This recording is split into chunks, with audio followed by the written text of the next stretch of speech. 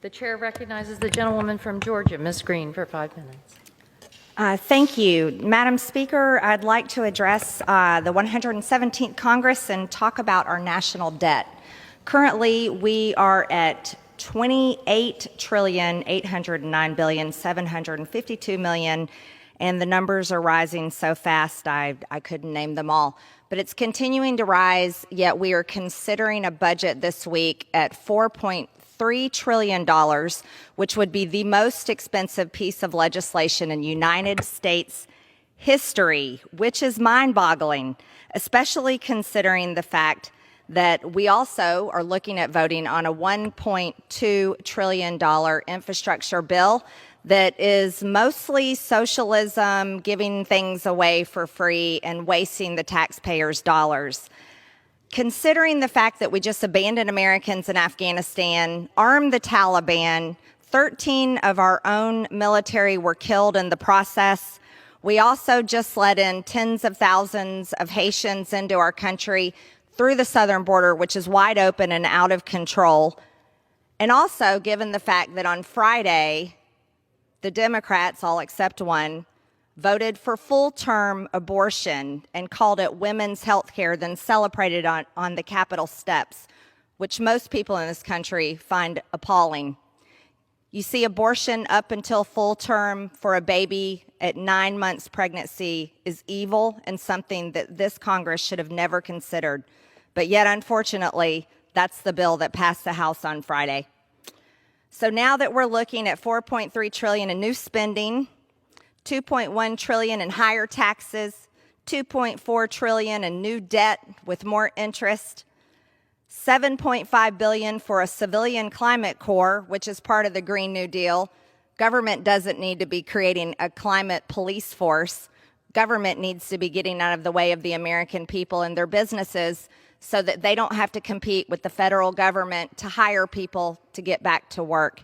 Businesses all over the country are struggling to find people to work in their companies. We need truck drivers, we need nurses, and we need to stop vaccine mandates and silly rules requiring people to wear masks everywhere they go and children to wear masks. You see, if vaccines work, then people that get them should trust them.